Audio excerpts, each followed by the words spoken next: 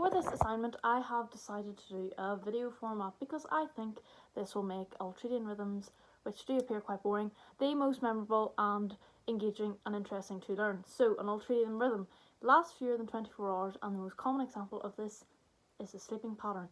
So, I will be attempting to explain the human sleep pattern, which occurs every 90 minutes throughout the night, which is 5 stages and occurs many times throughout the night. So I hope you enjoy. I hope this is educational. I hope it's accurate. And yeah, there you go.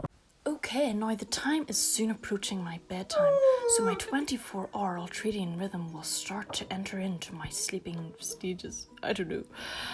So this cycle alternates between rapid eye movement and non-rapid eye movement sleep and consists of 5 stages. The cycle starts at light sleep, progressing to deep sleep and then REM sleep, where brainwaves speed up and dreaming occurs, repeating itself 90 minutes throughout the night. Phase 1! Here, I am in stage 1 and 2, and this is my light sleep stage. During these stages, brainwave patterns become slower and more rhythmic, starting with alpha waves progressing to theta waves.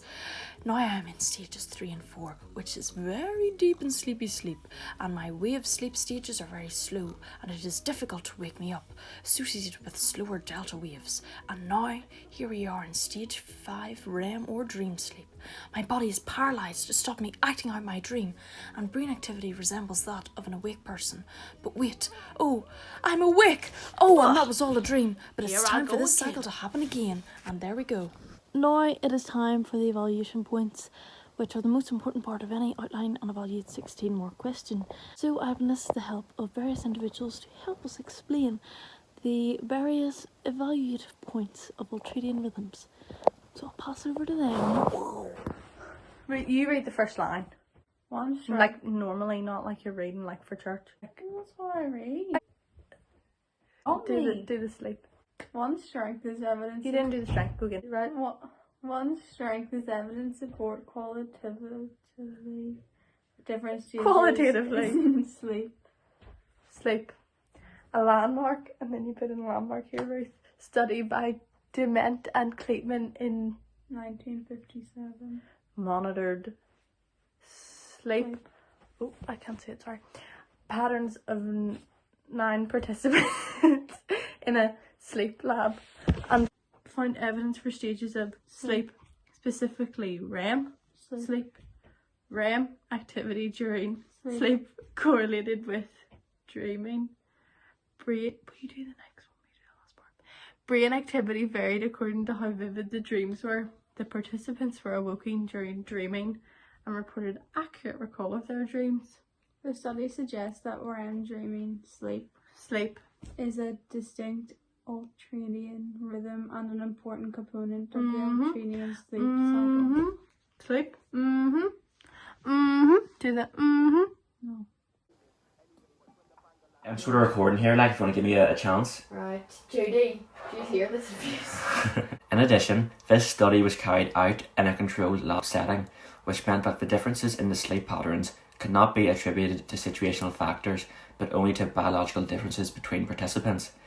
While this study provides convincing support of a role of innate biological factors and ultradian rhythms, psychologists should examine other situational factors that may also play a role. Individual differences in sleep stages. Differences in the sleep patterns of individuals are usually attributed to differences in non-biological factors. For example, room temperature, sleep hygiene.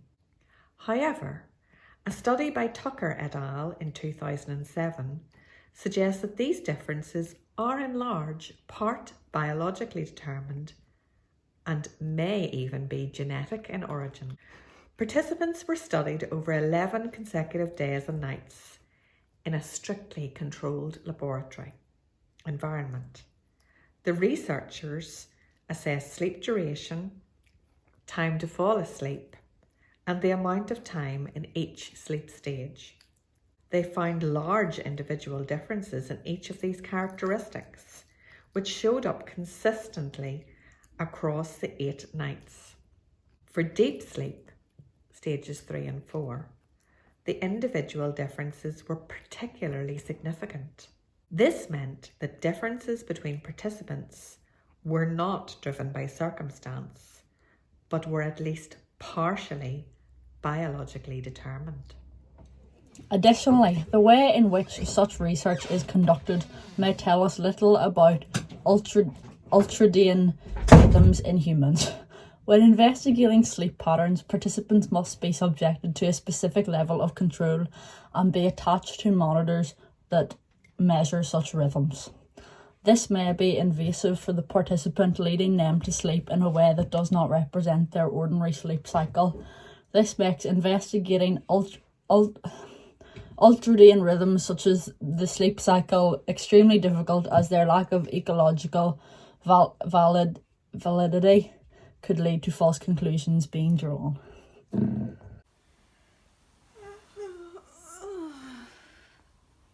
An interesting case study indicates the flexibility of ultradian rhythms. Randy Gardner remained awake for 264 hours. While he experienced numerous problems such as blurred vision and disorganised speech, he coped rather well with the massive sleep loss.